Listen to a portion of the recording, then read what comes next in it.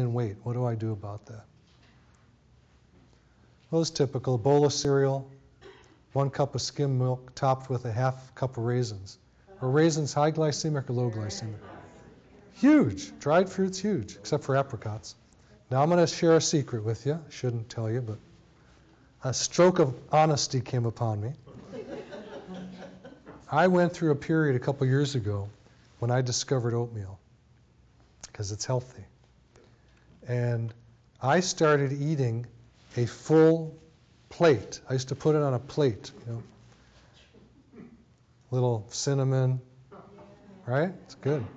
Sometimes a little maple syrup, but not too often. And I gained about 15 pounds in about 2 weeks. I didn't put 2 and 2 together. And then all of a sudden one day I went,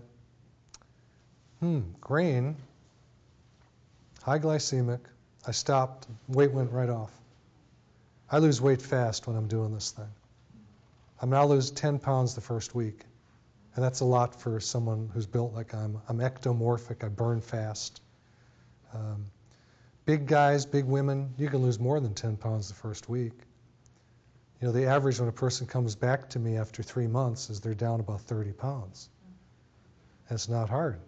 It's easy. It just takes a little focus, a little preparation. All right, so lunch. Perfect, right? 3 ounces of turkey on 2 ounces of whole wheat bread with light mayo. Well, I say have all the sandwiches you want, just don't eat the bread. That's what I do. It's not difficult. Now, if I go somewhere like a business meeting and they have a lunch served, I got these little sandwiches, right? Little slither of, turkey or something in it. I'll take 10 of them. And I'm going to take out that little piece of turkey. And that's it. And I leave them all there and everyone's like, who is this jerk? He's stealing all the food, he's wasting it. Let me eat a few of those big sandwiches. That's what I need. Here's the snack. How's that first one? Fruit juice, sweetened canned fruit cocktail. How long is that going to last you? Until you crash. Not too long. Dinner. Got to have my meat and potatoes. Baked potato, vegetable topped with fat-free Velveeta cheese. But only 3 ounces. Bowl of lentil soup could be counted as a vegetable or it could be a protein. Green salad with low-fat dressing. So, do we want the low-fat stuff? No. For what? If you're going to eat yogurt, get high-fat yogurt, but just make sure there's no sugar in it. That'll fill you up fast. This is my favorite. I love this. This is one of my favorite studies. Anyone seen this one before? It's spectacular. Before we civilized and Christianized the Aborigines around the world, guess what? They were healthy. Now, they did die from trauma because they were roaming tribes killing each other. They did die from infectious disease. They didn't live real long because of that. But they were healthy. They didn't have osteoporosis. They didn't have much diabetes. There wasn't much food around to give them diabetes. They didn't have much heart disease, right? They didn't have all these things we have. They do now. Doesn't take them long once they get the taste. So this particular study showed marked improvement in carbohydrate and lipid metabolism. Lipid means the cholesterols, the fats in the blood. In diabetic Australian Aborigines after temporary reversion to a traditional lifestyle. What does that mean? These guys years ago ate the right thing. They chased down animals that were eating grass, eating twigs, eating berries, whatnot, right? And high omega-3 in their diet, not too much joint pain. We came in, what did we give them? We gave them diabetes. Here's a present, guys. Here's Jesus and diabetes in one package. I'm being facetious, but that's really what happened. We civilized them, whatever that means. I don't know what civilization means because it seems like people don't like being in the city too much anymore because they're too civilized. But a lot of them got diabetes. You know, you put on the weight, you get diabetes. So the rationale for the study was to prove that by reversing the urbanization process in these diabetic Aborigines, they would lose their diabetes and become healthy again. Let's see what happened. And this is in the Journal of Diabetes. This is back in 1984 we knew this. This is not new information.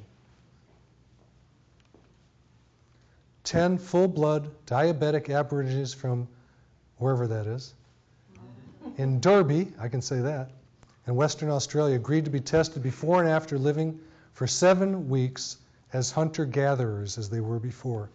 They were middle-aged, 53.9, overweight, and all lost weight steadily over the 7-week period, average of 8 kilograms. That's not a lot. I mean, if they did my program, they would have lost, 20, 30 pounds. So improvement in glucose in the blood due to both fall in fasting glucose and improvement in postprandial glucose clearance. That means that a lot of people, when you get your blood test and it shows normal glucose, that doesn't mean it's normal, because you may store that high or relatively high glucose level and not be able to clear it from your blood. Fasting plasma insulin concentration fell. Insulin response to glucose improved. That means that not only was there less insulin because the food was better, but they didn't need as much insulin because the cells in the body, when you cut down on the sweets, become more sensitive to insulin. You don't need as much to get the job done of taking your sugar that is normally in the blood, putting into the cells to burn to get the ATP to have energy. Okay? So it's a very efficient system that we produce when we're not eating high glycemic foods. Triglycerides went down also. Cholesterol goes down. What they do, they replace carbohydrates by protein. Conventional fat diet reduces cholesterol. I mentioned that. Eat all the fat you want. Your cholesterol is going to go down.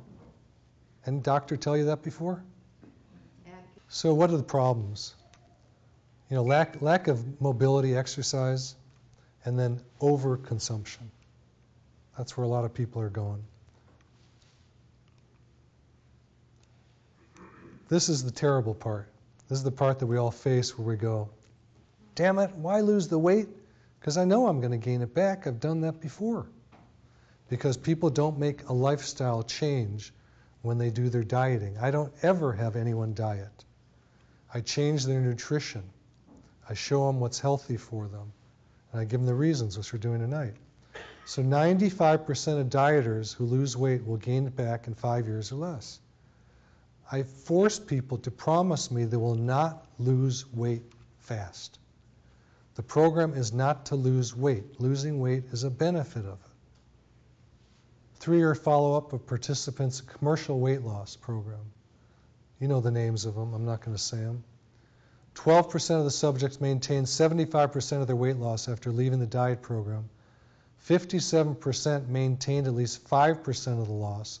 And 40% gained back more than they had lost during the diet. And that, on the bottom, you can see is a study. This is not just someone talking about it. This has been studied. Well, here's one of the issues. Someone mentioned comfort. Food is a comfort. And we all have this little thing called a basic self that lives down here. Freud called it the id. What is that thing? It's here to keep us alive. That's its job.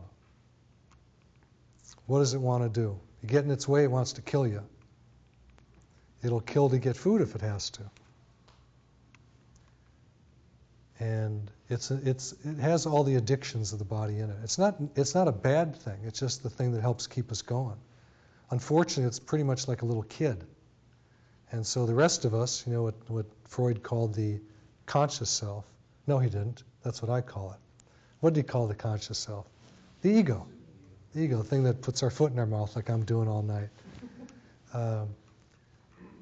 That's a little more elevated, and it's there to help teach, the id or the basic self to do better because you get better results. Well, here we got somebody who is lost in that